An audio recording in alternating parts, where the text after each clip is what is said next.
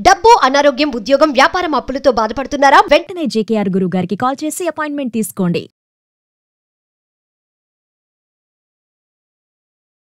నమస్తే, welcome to Suman TV. నేను మీ ప్రేమ్. ఇవాళ మనతో ఉన్నారు బ్రహ్మశ్రీ డాక్టర్ జేకేఆర్ గురువు గారు, law of attraction, money coach, skill specialist, అంతేకాకుండా సార్ ఆస్ట్రాలజీ, హస్త సాముద్రిక స్పెషలిస్ట్.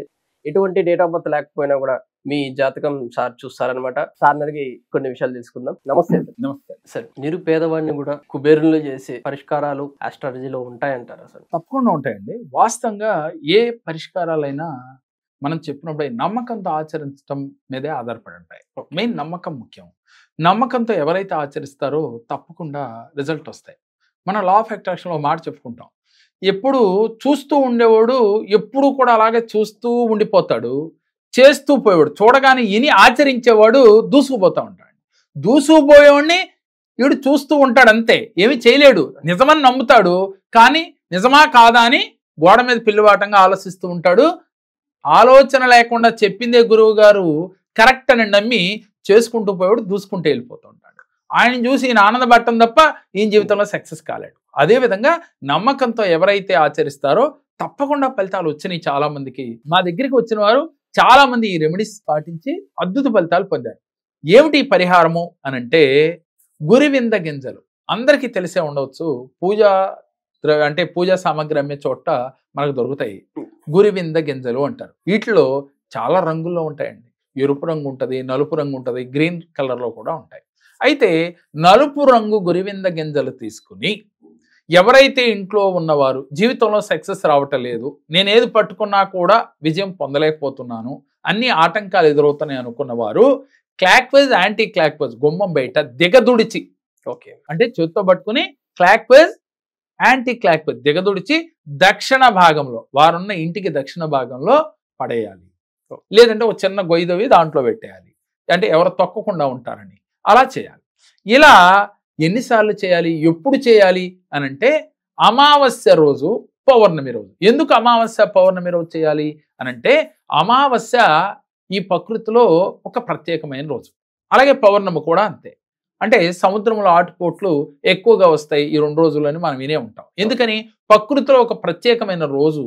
అందువల్ల ఈ 2 రోజుల్లో ఈ చిన్న క్రియలు చేయటం వల్ల ఈజీగా మనలో ఉన్న నెగిటివ్ ఎనర్జీ తొలగిపోతుంది. అలాగే నరదిష్టి, నరపేడ, నరఘోష కూడా తొలగిపోతాయి. ఎప్పుడైతే ఒక వ్యక్తికి నరదిష్టి, నరఘోష తొలగిపోయిందో, నెగిటివ్ ఎనర్జీ తొలగిపోయిందో, శరీరం అంతా పాజిటివ్ ఎనర్జీ ఉంటుంది. ఎప్పుడైతే పాజిటివ్ ఎనర్జీ ఉందో పాజిటివ్ ఆలోచనలు వస్తాయి. ఎప్పుడైతే పాజిటివ్ ఆలోచనలు వచ్చినాయో మనసు పెట్టి పని చేయగలుగుతాడు. అలాగే వారి తెలివితేటలు వారికి ఉపయోగపడతాయండి. లేదంటే ఏం చేస్తాయి, పక్కింటి వారు, ఎదురింటి వారి గురించి ఆలోచించడానికి ఉపయోగపడతాయి. నెగిటివ్ ఎనర్జీ ఉన్నప్పుడు ప్రతి మనిషి చేసేది వాడిట్టా ఈడిట్టా అని నెగిటివ్ ఆలోచనలే చేస్తాడు. లేదు అంటే ఎవరో బాగా ఉన్నతంగా ఎదుగుతున్నాడు, వాడిని చూసి అరే ఆడు ఎదుగుతున్నాడు, వాడు నాకన్నా వెనక్కున్నాడు, మీ ఇద్దరం లేకపోతే క్లాస్మేట్సే కానీ నాకన్నా బాగా వెళ్ళిపోయాడు, ఇలా ఆలోచిస్తూ ఉంటాడు తప్ప ఆచరణలోకి వెళ్ళలేడు. దీనికి కారణం ఏంటి? ఈయనలో నెగిటివ్ ఎనర్జీ ఉంది. అలాగే నరదిష్టి, నరపేడ, నరఘోష ఉంది. అంటే నరదిష్టి, నరపేడ, నరఘోష ఎలా వస్తుంది? వీరు మంచి బండో కారో కొనుక్కొని వెళ్తున్నా నరదిష్టి వస్తుంది. అలాగే మంచి బట్టలు వేసుకుని మంచి రిచ్గా ఈయన ఉన్నా కూడా నరదిష్టి తగులుతుంది. ఒక పెళ్లికో ఏదైనా శుభకార్యానికి వెళ్ళి వచ్చినప్పుడు తెలియకుండా దిష్టి దోషాలు తగులుతూ ఉంటాయి. ఇది నమ్మినా నమ్మకపోయినా దిష్టి అనేది ఉంది. దాని ఎఫెక్ట్ ఎలా ఉంటుంది? మెంటల్గా అనీజీగా ఉంటుంది, చిరాకు, కోపం, ఇరిటేషన్ ఉంటుంది. ఇది క్రమక్రమేపీ నరపేడగా మారిపోతుంది. అలాంటి నరపేడ తొలగాలన్నా, నెగిటివ్ ఎనర్జీ పోవాలన్నా ఈ గురివింద గింజలతో చేస్తే అద్భుత ఫలితాలు వస్తాయి. దీంతో పాటుగా శీఘ్రమే లక్ష్మీ కటాక్షం కలగాలంటే, మనం చేస్తున్న వృత్తి, ఉద్యోగ, వ్యాపారాలలో ఆర్థికంగా అభివృద్ధి చెందాలి అంటే ఎర్రని గురివింద గింజలను తీసుకుని నీళ్ళలో నానబెట్టి మాలలాగా గుచ్చి 27 కానీ 54 కానీ అటు దొరికిన 11 కానీ మాలలాగా గుచ్చి లక్ష్మీదేవి హారంగా వేయాలి. వేస్తే లక్ష్మీదేవికి ఎంతో ప్రీతికరం ఈ గురివింద గింజలు. అప్పుడు ఆ తల్లి యొక్క అనుగ్రహం కలుగుతుంది. ఏం చేయాలి అనంటే, కనకదార సూత్రాన్ని చదవాలి. కనకదార సూత్రాన్ని ఎవరైతే పఠిస్తారో దీనితో పాటుగా లక్ష్మీ అష్టోత్తరము, విష్ణుమూర్తి అష్టోత్తరం చేయాలి. ఇంకా వీరికి అవకాశం గనక ఉంటే వీరు ప్రతిరోజు కూడా క్షీరాన్నము అంటే ఆవు పాలతో చేసిన పరమాన్నము వండి అమ్మకి నివేదన చేసి మీరు త్రిదళము అని అంటారు, అందరికీ తెలిసే ఉండవచ్చు. ఎన్ని దొరికితే మీకు మారేడు దళం, త్రిదళం అంటే మారేడు దళం, ఈ మారేడు దళాలు మీకు ఎన్ని దొరికితే అన్ని తీసుకొచ్చి ఈ అష్టోత్తరం కానీ కనకదార సూత్రం కానీ చదువుతూ అమ్మ పాదముల దగ్గర పెట్టండి. ఇలా చేయటం వల్ల మీకు శీఘ్రమే లక్ష్మీ కటాక్షం కలుగుతుంది. ఎలా కలుగుతుంది లక్ష్మీ కటాక్షం? ఆకస్మిక ధన ప్రాప్తి కలుగుతుంది. లేదు వీరు చేస్తున్న వృత్తి ఉద్యోగ వ్యాపారాల్లో ఆర్థికంగా అభివృద్ధి చెందగలుగుతారు. ఇలా ఎర్రటివి చేసిన, అలాగే పచ్చ గురివింద గింజలు కూడా దొరుకుతాయండి, వాటితో కూడా మీరు లక్ష్మీదేవికి మాలలాగా వేయవచ్చు. అలాగే వీటిని ఒక ఎల్లో కలర్ క్లాత్లో ఒక 11 గురివింద గింజలు కానీ 5 కానీ తీసుకుని, అది దొరికినాయి 11 లేక 5 తీసుకుని చక్కగా కడిగి దానికి ఈ ఎల్లో కలర్ క్లాత్లో వేసి మూట కట్టి గంధం రాసి బొట్టు పెట్టి సాంబ్రాణి ధూపం పెట్టి మీ పూజా మందిరంలో కానీ మీరు డబ్బులు పెట్టుకునే బాక్స్లో కానీ పెట్టినట్లయితే ధనాకర్షణ కలుగుతుంది. ఇది నిజమా అనుకునే ఆలోచన మానేసి దీనివల్ల మీకు పోయేది లేదు, లాస్ అయ్యేదేమీ లేదు, పెద్ద ఖర్చుతో కూడిన పని ఏం కాదు. కాబట్టి చాలా చిన్న రెమెడీ, ఇదేదో నేనో మీరో చెప్పింది కాదు, మన పెద్దలు చెప్పిందే. కాకపోతే ఏంటంటే ఆచరించి నమ్మకంతో చేసిన వారికి ఫలితం చాలా బాగా వచ్చింది. మా దగ్గరకు వచ్చిన వారికి చాలా మందికి ఫైనాన్షియల్గా అభివృద్ధి చెందారు. కాబట్టి ఒక్క చిన్న రెమెడీ చేసి చూడండి, నమ్మకంతో చేయాలి.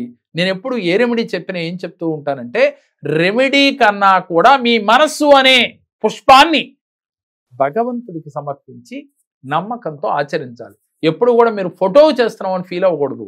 మీలో ఉన్న దైవశక్తి విశ్వశక్తిని గుర్తెరిగి, మీలో ఉన్న భగవంతుణ్ణి గుర్తెరిగి, ఫోటోలో ఉన్న భగవంతుణ్ణి చూస్తూ ఆ భగవంతుడే లక్ష్మీదేవి కావచ్చు, విష్ణువు కావచ్చు, శివుడు కావచ్చు, వారే మీలో కొలువై ఉన్నారు, మీలో ఉన్న దేవుడు ఆ దేవుడు ఒకటే అని గుర్తించి వారి అనుగ్రహం పొందినట్లుగా ఫీల్ అవుతూ చేయాలి.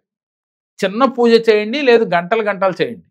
మీరు అరగంట చేశారా, పావు గంట చేశారా, 10 నిమిషాలు చేశారా కాదు, మనస్ఫూర్తిగా నమ్మకంతో మనస్సు విప్పి మీ ఆలోచనలు అక్కడ చెప్పాలి. ఫోటోతో ఏం మాట్లాడు నేను, ఆయన ఫోటోలో చెప్తే వింటాడా, ఇలాంటి భావనలతో చేస్తే మీ ఫలితాలు రావు. అక్కడ మీరు ఫోటోలో నిజంగా వచ్చి కూర్చున్నట్టుగా ఫీల్ అవ్వాలి. అందుకే మన మంత్రాల్లో అదే చదువుతాం కదా, మనం అమ్మవారిని కూర్చోబెట్టి మనం నైవేద్యం ఎందుకు పెడుతున్నాం, మనం ప్రసాదాలు ఎందుకు పెడుతున్నాం అంటే ఏంటి, అమ్మవారు తింటారనే భావమే కదా. ఫోటో ముందు పెడితే అమ్మవారు తింటారా అనేవాళ్ళు కూడా ఉంటారు కదా. వాస్తవంగా ఈ భావంతో చేస్తే ఫలితం ఏమొస్తుంది? కాబట్టి వీళ్ళ భావన ఎలా ఉండాలి, అక్కడ కూర్చున్నారు, ప్రసాదం స్వీకరిస్తారు, నేను చెప్పే మాట వింటారు, నాకు అనుగ్రహాన్ని ఇస్తారు అనే ఒక సద్బుద్ధితో, మంచి ఆలోచనతో, పాజిటివ్ దృక్పథంతో మీరు ఉన్నారు. అప్పుడు వీరికి వెంటనే అనుగ్రహం వస్తుంది. ఇది చిన్న క్రియే, కానీ ఫలితం అద్భుతంగా రావాలంటే మీరు ఈ విధంగా చేయాలి. రెండవది, ఎప్పుడూ కూడా భగవంతుడి ముందు కూర్చున్నప్పుడు, ఏ భగవంతుడైనప్పటికీ, అమ్మవారి ముందైనా సరే, ఏ కష్టం వచ్చినా ఫలాని వారి వల్ల నాకు ఈ కష్టం వచ్చిందని చెప్పకూడదండి. ముందు నాకు గ్రహాలు అనుకూలించలేదు, ఆ గ్రహం వల్ల నాకు ఏం నాడిసేనో, గురుగ్రహం అనుకూలత లేకపోయిందని వల్ల వచ్చింది ఈ కష్టం అనకూడదు. నేను పూర్వజన్మలోనో ఈ జన్మలోనో తెలుసో తెలియకో చేసిన కర్మ వల్ల నేను ఈ కష్టాన్ని అనుభవిస్తున్నాను, నేను తెలుసుకున్నాను, నా తప్పును నేను తెలుసుకున్నాను, పశ్చాత్తాపడుతున్నాను, నన్ను అనుగ్రహించమ్మా, అనుగ్రహించినందుకు కృతజ్ఞతలమ్మా. ఇలా మీరు అమ్మవారి ముందు, అయ్యవారి ముందు ఇలా మనసులో భావన చేసుకుని ప్రార్థన చేయాలి, పూజ చేయాలి. అప్పుడు తప్పకుండా ఫలితం వస్తుంది. Thank you sir, thank you sir. నమస్కారం. మా పాప వివాహ సంబంధం గురించి జేకే సార్ గారి దగ్గరికి వచ్చాము. ఆయన చెప్పిన రెమెడీస్, మంత్రాలు మేము ఉపయోగించాము. 3 నెలల లోపల అనుకున్న సంబంధం కన్నా ఒక గొప్ప సంబంధం రాగలిగింది. 3 నెలల లోపల మా సమస్యలన్నీ పరిష్కారం అయ్యి ఒక మంచి సంబంధం వచ్చి నేను అనుకున్న స్థాయి కన్నా మంచిగా చేయగలిగాను.